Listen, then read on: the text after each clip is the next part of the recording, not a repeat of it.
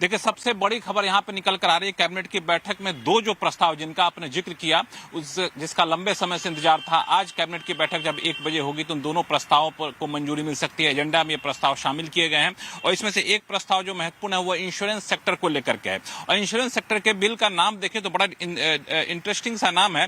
उस बिल का नाम है सबका बीमा सबकी रक्षा बिल। सबका बीमा सबकी रक्षा, जो इंश्योरेंस फॉर ऑल का ऐलान सरकार ने किया था 2047 के लिए, उसके लिए सरकार ने इंश्योरेंस सेक्टर के लिए सारे इंश्योरेंस लॉज को अमेंड कर रही है। और इसके तहत मोटा मोटी बात कहूं तो इंश्योरेंस सेक्टर में एफडीआई की सीमा 74% से बढ़ा करके 100% करने का प्रस्ताव है। इंश्योरेंस सेक्टर में खासतौर से पेड अप कैपिटल जो है उसकी सीमा बढ़ाने का प्रस्ताव है।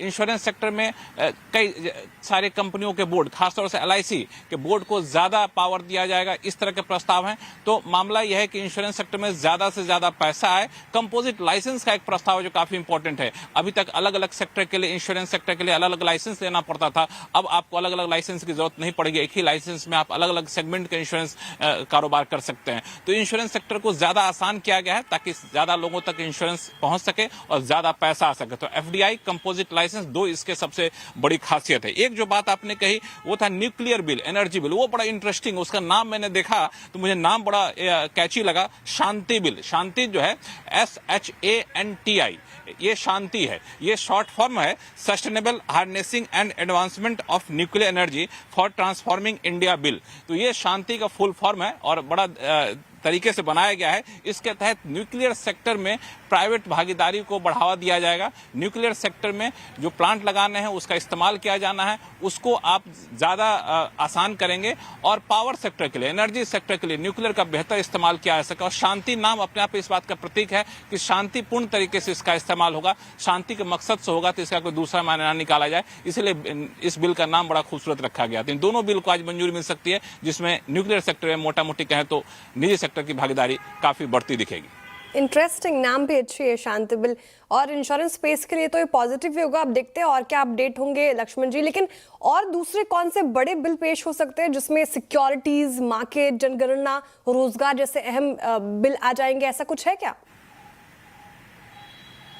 जी, दरअसल इसके अलावा जो बिल है उसको दो हिस्से में बांट कर देखिए। एक बिल जो आर्थिक मामलों से जुड़े हैं, दूसरा राजनीतिक लिहाज से भी काफी महत्वपूर्ण है। उसमें से एक है सिक्योरिटीज मार्केट कोड बिल 2025। इसके तहत सिक्योरिटी मार्केट से जुड़े 3 जो अलग अलग कानून हैं उनको हार्मोनाइज करके एक कानून बनाया जाएगा। उसके लिए बिल लाया जाएगा। उस बिल का नाम होगा securities market code bill 2025। Securities market को और ज्यादा स्ट्रीमलाइन करना इसका मकसद है, उसमें भागीदारी बढ़ाना इसका मकसद है।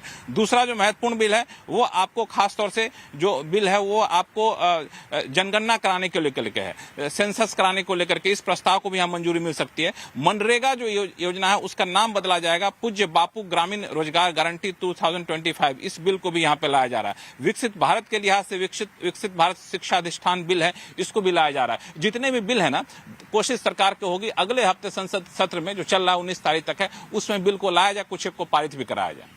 अच्छा, बिल्कुल आया जाए और पारित भी हो सकते हैं। लेकिन लक्ष्मण जी, मेरा सवाल आपसे इंश्योरेंस बिल पर है। एफडीआई 74% से बढ़कर 100% तक करने की बात कही है। कंपोजिट लाइसेंस की आपने बात की। ये इंश्योरेंस स्पेस को कैसे तब्दील कर देगा और कितना बड़ा ये एक एक्शन है इंश्योरेंस स्पेस को लेकर? मुझे लगता है इंश्योरेंस सेक्टर के लिए अब तक का कह सकते हैं कि आजादी के बाद से इंश्योरेंस सेक्टर में कई सारे बदलाव किए गए, लेकिन ये जो बदलाव है ये दरअसल काफी ऐतिहासिक बदलाव है। ये बदलाव ऐतिहासिक इस मायने में है क्योंकि इंश्योरेंस सेक्टर में 100% एफडीआई कर दिया जाएगा। 100% एफडीआई का मतलब हुआ कि 100% विदेशी निवेश यहाँ पे लाया जा सकता है। तो इंश्योरेंस सेक्टर में जो पैसे की दिक्कत है वो दिक्कत यहाँ पे नहीं रहेगी। मुश्किल से 84,000 करोड़ रुपए अब तक एफडीआई आया था। तो इसमें एक बड़ी बात की जा रही है। कंपोजिट लाइसेंस जो है इंश्योरेंस के कारोबार को काफी ज्यादा यहाँ पे आसान कर देगा। री इंश्योरेंस से जुड़े हुए नियम को भी यहाँ पे बदला जा रहा है जिससे ज्यादा से ज्यादा कंपनियां इसमें हिस्सेदार ले सके। तो ये कुछ खासियत है इंश्योरेंस अमेंडमेंट बिल की।